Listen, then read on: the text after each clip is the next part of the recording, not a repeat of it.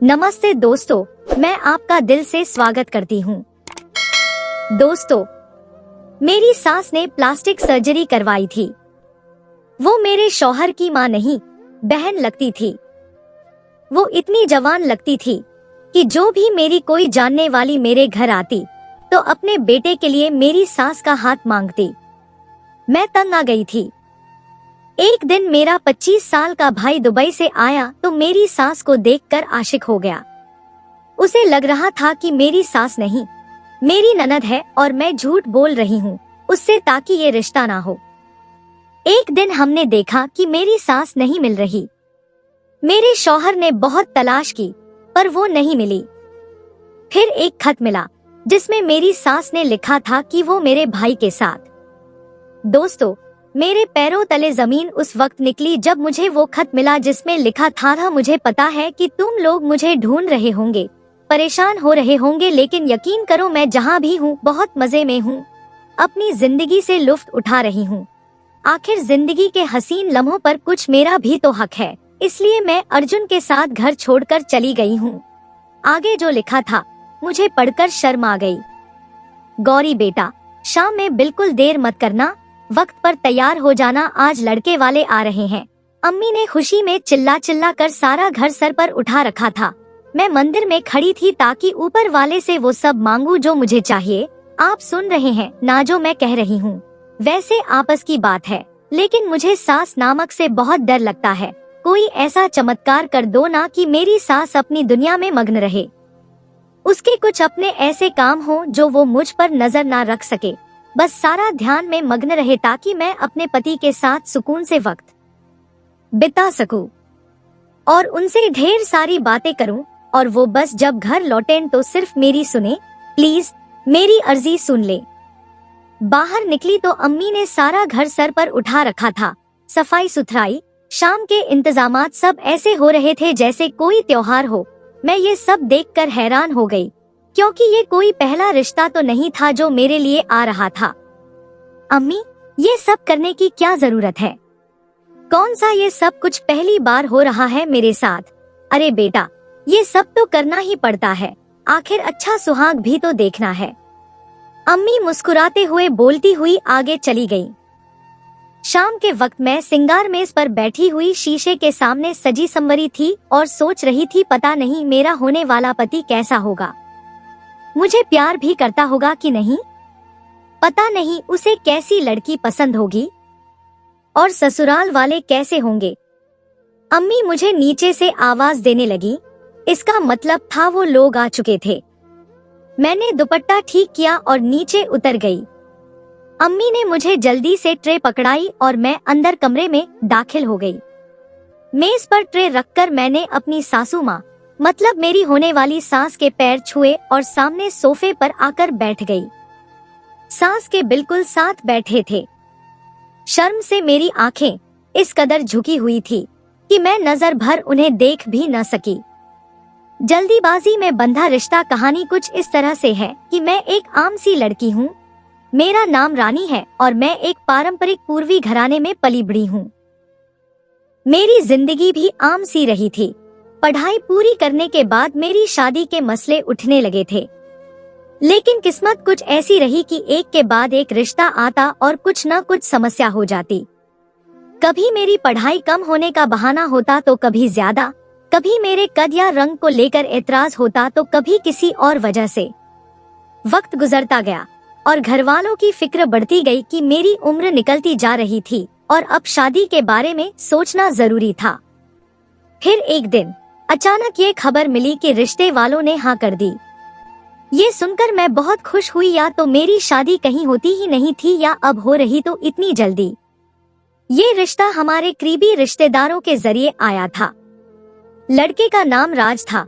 वो एक गंभीर और नेक इंसान था और एक अच्छी नौकरी भी करता था। सबने फैसला किया कि ये रिश्ता अच्छा है और मेरी अम्मी समेत घरवालों ने खुशी से हाँ कर दी। लेकिन वक्त कुछ और था। समस्या ये थी कि रिश्ते की बात होते ही राज के परिवार वालों ने कहा कि शादी जल्द से जल्द करनी होगी।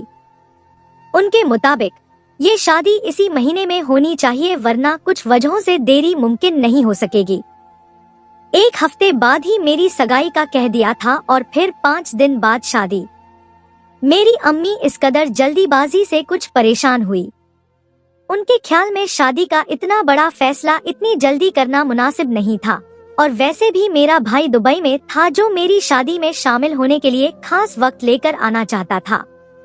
मेरी अम्मी ने राज के परिवार से कहा कि कम से कम कुछ महीनों की मोहलत दे दी जाए, ताकि भाई को भी वक्त मिल जाए कि वो अपनी बहन की शादी में शामिल हो सके।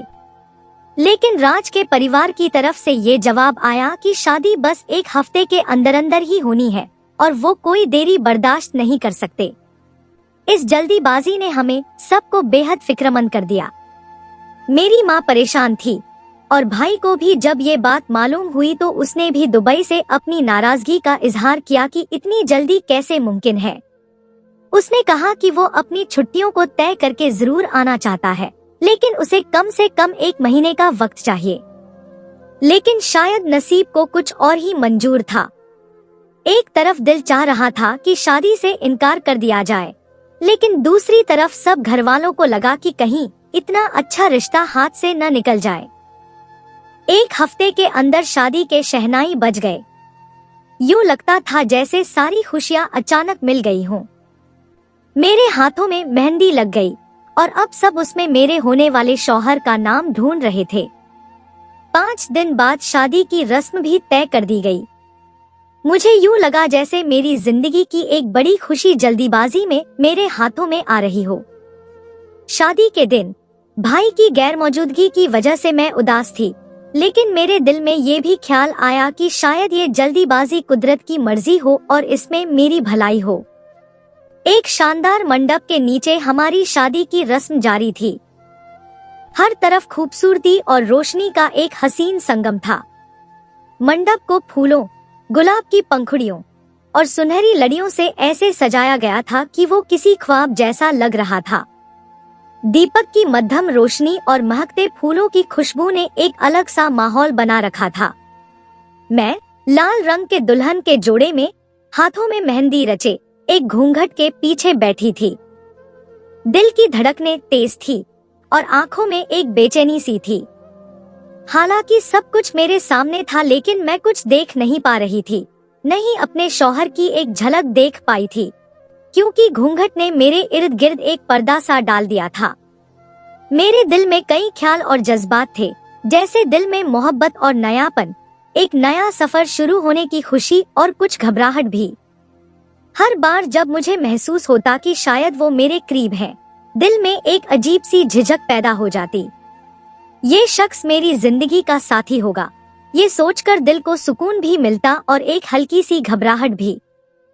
जब हमारे फेरे शुरू हुए तो मैंने अपने नए रिश्ते के लिए प्यार और दिल में एक वचन लिया कि चाहे जैसे भी हालात हों, मैं इस रिश्ते को पूरी मोहब्बत और जिम्मेदारी से निभाऊंगी। शादी की पहली रात थी और मैं दिल में अनजानी सी घबराहट और खुशी के मिले जुले एहसास लिए कमरे में बैठी थी। आंखों में वह मंजर बार बार आ रहा था जब मेरे घर वालों ने मुझे रुखसत किया था। उनकी आंखों में मोहब्बत, खुशी और जुदाई का वह दर्द जिसे अल्फाज में बयान करना मुमकिन नहीं। एक लम्हे में अपनी जिंदगी का हर खूबसूरत मंजर जैसे आंखों के सामने से गुजरता दिखाई दे रहा था। यह सोचकर दिल भारी हो रहा था कि आज मैं अपनी पहचान, अपनी दुनिया, सब कुछ छोड़कर एक नए सफर पर निकली हूँ।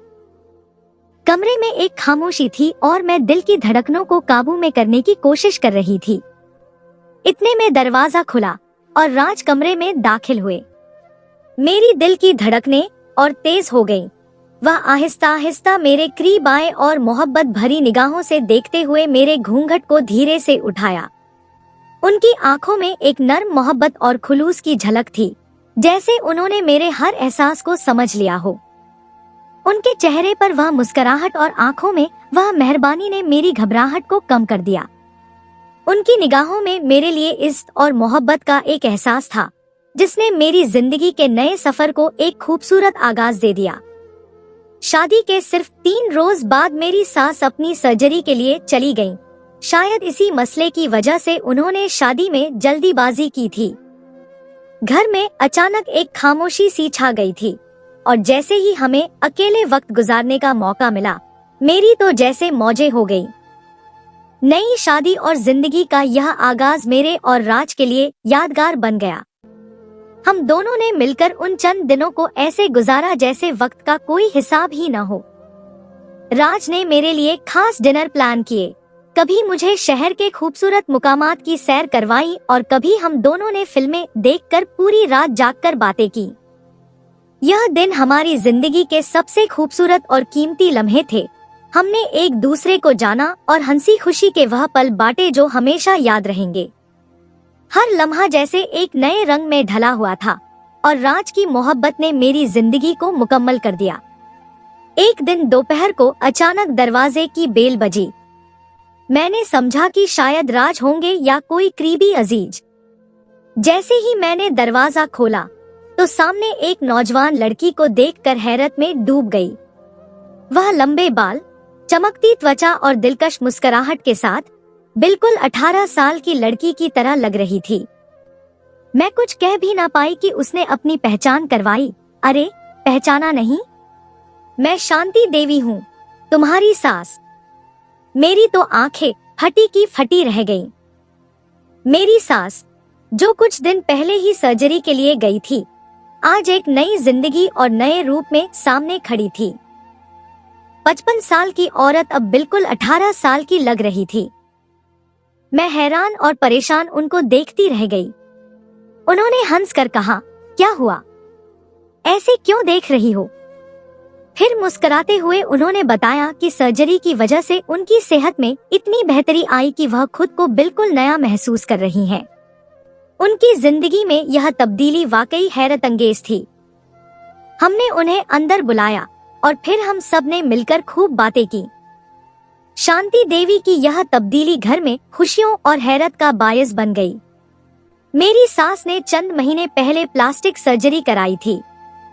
उनकी उम्र तो 55 के करीब थी, लेकिन अब वह 18 की दिखाई देने लगी। गोरी रंगत, चेहरे पर चमक और एक जवानी भरा अंदाज।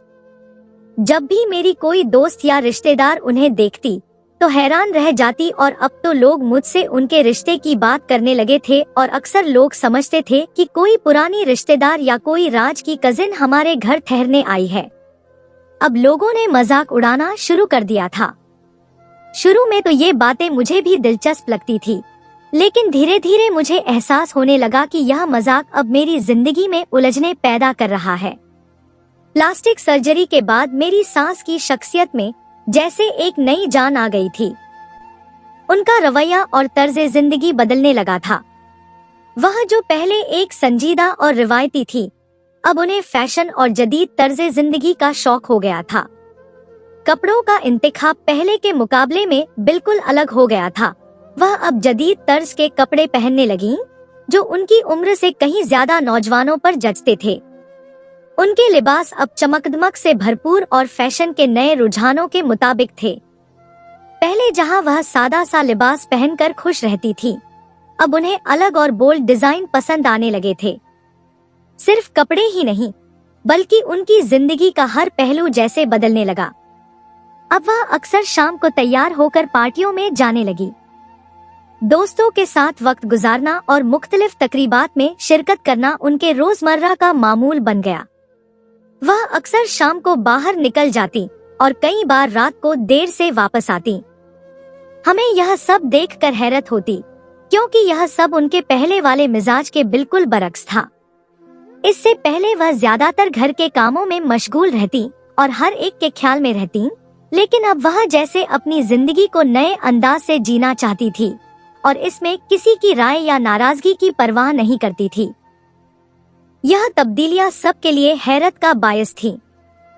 कभी कभी मैं सोचती कि शायद उन्होंने अपनी जिंदगी में बहुत कुछ छोड़ा और दबाया है और अब वह इस सब को वापस पा लेना चाहती हैं। मगर यह सब तब्दीलियां मेरे शौहर के लिए खास तौर पर मुश्किल साबित हो रही थी। उनकी माँ, जो हमेशा एक जिम्मेदार और संजीदा रही है, अब इस तरह से अपनी जिंदगी गुजार रही है। उनकी रातों को देर से वापस आना और पार्टियों में शिरकत करना घर के माहौल में भी बेचैनी पैदा करने लगा था। दुबई से वापसी पर मेरे भाई का जहन तरोताजा और जिंदगी के नए तजुर्बों से भरपूर था। उसने कई साल वहाँ सख्त मेहनत की थी और घर आते ही वो चाहता था कि कुछ दिन आराम करे और अपने प्यारे लोगों के साथ वक्त गुजारे। एक दिन वो हमारे घर आया तो मेरी सास की मौजूदगी ने उसे चौंका दिया। उसके जहन में यह सवाल उठा कि इतनी जवान और दिलकश भला कैसे मेरी सास हो सकती है। वो मुझसे मजाक करने लगा कि शायद मैं उसे बहलाने की कोशिश कर रही हूँ और मुझे लग रहा था कि वो बस हंसी मजाक में कह रहा है। शुरुआत में तो मैंने भी उसके रवैये को एक हंसी मजाक ही समझा।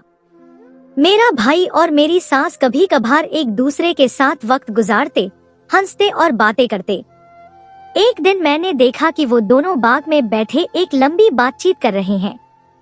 उस वक्त तक मुझे उनकी दोस्ती से कोई फर्क नहीं पड़ता था, बल्कि खुशी होती थी कि मेरा भाई अपनी खुशगवार तबीयत से सबको खुश रखता है। मगर कुछ दिन बाद मैंने महसूस किया कि वो मेरी सास की तरफ कुछ ज्यादा ही झुकाव दिखा रहा है। वो अक्सर उनसे मिलने के बहाने तलाश करता और उनकी पसंदीदा चीजें लाने की कोशिश करता। चाहे बात किसी खास चाय की हो या कोई खुशबूदार गुलाब का फूल, वो हमेशा कुछ ना कुछ लाता ताकि उनकी खुशी का बाइस बन सके। ये छोटी छोटी बातें धीरे धीरे ज्यादा नुमाया होने लगी। मेरी सास भी, जो अब तक ज्यादा वक्त अकेले ही गुजारती थी, अचानक अपने नए दोस्त की मौजूदगी में खुलने लगी। उनकी हंसी और खुशी नुमाया होने लगी थी। ये सूरतहाल मुझे उलझन में डालने लगी। मैं सोच में पड़ गई कि क्या ये ताल्लुक महज एक इत्तिफाकी दोस्ती है या कुछ और। एक दिन मैंने अपने भाई से दो टूक बात की, अपने घरवालों के सामने। सभी ने गवाही दी कि वो गौरी की सास है, लेकिन मेरा कमक्ल भाई नहीं माना। पता नहीं क्या जादू किया था इस बुढ़िया ने कि वो आपे से बाहर हो गया और किसी की बात सुनने के बजाय घर से बाहर निकलकर चला गया। हम सब अपना सर पकड़कर बैठ गए।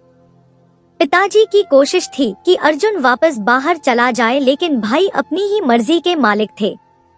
मेरे शौहर ने भी महसूस किया कि उनकी माँ खुश और परजोश है, मगर उन्होंने इसे कभी नकारात्मक नजर से नहीं देखा। शायद यह एक इंसानी फितरत है कि जब हमें किसी से सच्चा और मोहब्बत भरा सुलूक मिलता है तो हम खुद को उसमें खो देते हैं। मेरे भाई और सास के ताल्लुक में भी शायद यही बात थी। मेरे भाई को शायद एक ऐसा साथी मिल गया था जिसके साथ वो अपने दिल की बात कर सकता था, और मेरी सास को किसी का सहारा मिल गया था जो उनकी जिंदगी में एक नया रंग भरने वाला था। वक्त गुजरने के साथ मेरी सास और भाई की बातें मजीद गहरी और पुरअसर हो गई। वो अक्सर एक दूसरे से जिंदगी की बातें करते, माँ जी की यादें ताज़ा करते और एक दूसरे की मौजूदगी में खुशी महसूस करते। मगर इस बढ़ते ताल्लुक ने मेरे दिल में गम को जन्म दिया। मैं सोचती थी कि कहीं उनका ये ताल्लुक हद से न बढ़ जाए, क्योंकि ये हालात हम सबके लिए मुश्किलात पैदा कर सकते थे। उस वक्त तक मैं समझ नहीं पा रही थी कि इस मसले का सामना कैसे करूं। अब वो सिर्फ बातें नहीं करते थे, बल्कि कमरे में बंद होकर अंदर घंटों पता नहीं क्या करते थे। मेरा भाई अक्सर दोपहर में मेरी सास से मिलने आता था। मैंने आज पहले से अपनी सास के कमरे में एक कैमरा सेट कर दिया ताकि देख सकूं कि अंदर क्या होता है। भाई के जाने के बाद मेरी सास नहाने चली गई। इस चीज ने मुझे और तशवीश में डाल दिया था। मैंने जल्दी से वो कैमरा निकाला और देखा मेरा भाई और मेरी सास एक ही चादर में मौजूद हैं, और ये देखकर मेरा मुंह खुला का खुला रह गया। हैरत की बात तो ये थी कि शांति देवी की कुर्बत भी मेरे भाई को उसकी असल उम्र न बता सकी। हाय मेरा भोला मासूम और कमक्ल भाई। मैं जिस घर में रह रही थी उसमें ऐसे काम हो, मुझसे बर्दाश्त नहीं होता था। और फिर मैं खुद अपनी सास से बात करने चली गई। आप अर्जुन को अपनी असल उम्र बताती क्यों नहीं है? मेरे भाई ने आपका क्या बिगाड़ा है? इतनी आबादी में आपको वही मासूम मिला था। छी छी, मुझे आपसे घिन आती है। मैं गुस्से में आपे से बाहर हो चुकी थी कि यकदम मेरी सास खड़ी हुई। बात सुनो, अपनी हद में रहो। तुम्हें मैंने अपना बेटा दिया, कुछ बोली मैं। अब तुम मुझे अपना भाई दे दो। हाँ, उम्र क्या है, सिर्फ एक तारीख। कोई यकीन नहीं करता कि मैं तुम्हारी सास हूँ। अब तुम सबको चला चला कर बताओ, सबको बताओ जाओ। मैं इस बात पर हैरान रह गई कि कितनी घटिया सोच है उनकी। उफ, कोई फायदा नहीं है। एक दिन जब मैं घर वापस आई तो मेरी सास कहीं दिखाई नहीं दे रही थी। सोचा शायद बाजार या किसी दोस्त के घर गई होंगी, मगर शाम होने तक जब वो वापस न आई तो परेशानी होने लगी। मेरे शौहर और मैंने घर का कोना कोना छान मारा, उनके कमरे से लेकर घर के पिछले हिस्से तक हर जगह तलाश की। मोहल्ले वालों से पूछा, उनके दोस्तों को फोन किया, मगर कोई भी उनके बारे में कुछ नहीं जानता था।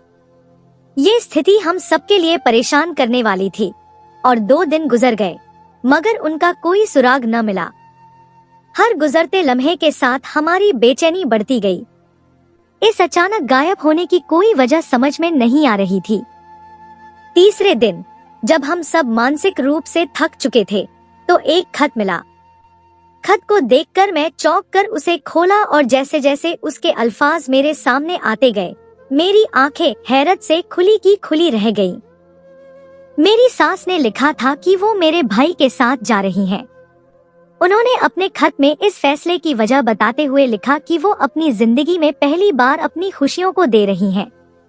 उन्होंने लिखा, मेरी जिंदगी में वो खुशियाँ कभी नहीं आई जो अब मुझे महसूस होती हैं।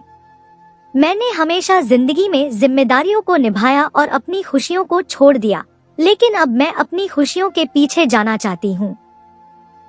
यानी वो अर्जुन के साथ गई थी। मैंने अपना सर पकड़ लिया। आखिर अर्जुन इतनी बेवकूफी कैसे कर सकता है? जरूर बुढ़िया ने उसे उकसाया होगा। उसकी ही ख्वाहिश थी ये दुनिया देखने की। आज मैंने अपने इकलौते भाई को भी खो दिया था, लेकिन अब पछताने का क्या मतलब? वक्त पड़कर मेरे शौहर पर जैसे बिजली गिर पड़ी। वो गुमसुम होकर बैठ गए। उनकी आंखों में हैरत और बेयकीनी थी, जैसे उन्हें यकीन न आ रहा हो कि ये उनकी अपनी माँ है जिन्होंने ये गैर मामूली फैसला कर लिया। वो समझ नहीं पा रहे थे कि उनकी माँ, जिन्होंने हमेशा अपनी फैमिली को अपनी जिंदगी का महवर बनाया, किस तरह अचानक सब छोड़कर जा सकती है। ये लम्हा सबके लिए एक भूकंप की तरह था, जैसे हमारी बुनियादें हिल गई हों और पता नहीं इसका असर कहाँ तक पड़ने वाला था। खानदान में ये बात फैलते ही जैसे कोहराम मच गया। रिश्तेदारों ने हमें फोन करके खूब जलिकती सुनाई और हर कोई अपनी अपनी राय देने लगा। ये क्या किया तुम लोगों ने? अपनी माँ का ख्याल तक न रखा। मोहल्ले में लोग तरह तरह की बातें करने लगे और हमारी इज्जत जैसे दांव पर लग गई। हर तरफ से आलोचना और इल्जामात का सामना था। खानदान वाले हैरत से पूछते, आखिर ये क्या हो गया? इस उम्र में कोई भला ऐसे कैसे कर सकता है? हर एक के लिए ये बात हजम करना मुश्किल था कि किसी माँ ने अपनी जिंदगी में ऐसा कदम उठाया जिससे पूरा खानदान हिलकर रह गया। घर में एक अजीब सी खामोशी छा गई थी।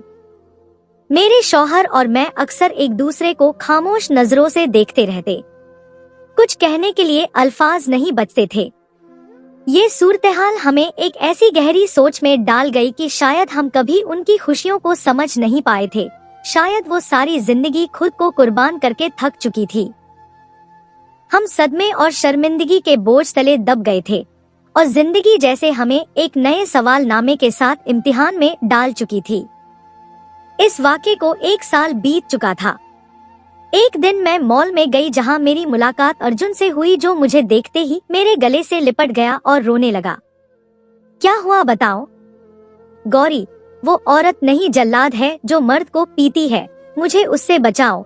मैं अर्जुन को एक कोने में ले गई। तब उसने मुझे तमाम तफसीलात बताई कि कैसे शादी से पहले वो औरत अर्जुन को बहुत पास नहीं पहुंचने देती थी और कैसे शादी की रात उस औरत की कुर्बत ने अर्जुन को उसकी असल उम्र बताई और कैसे वो हर रात उससे दरिंदों जैसा सुलूक करती है। अब अर्जुन की जिंदगी सिर्फ एक पछतावा थी, सिर्फ याद करो और रो। तो दोस्तों, यह थी हमारी आज की कहानी। आपको सुनकर कैसी लगी हमें कमेंट करके जरूर बताएं और हमारी वीडियो को ज्यादा से ज्यादा अपने दोस्तों में शेयर करें और हमारे चैनल को भी सब्सक्राइब कर लें ताकि आने वाली वीडियो का नोटिफिकेशन आप तक तुरंत पहुंचे। मैं मिलती हूं आपसे अगली वीडियो में। तब तक के लिए धन्यवाद।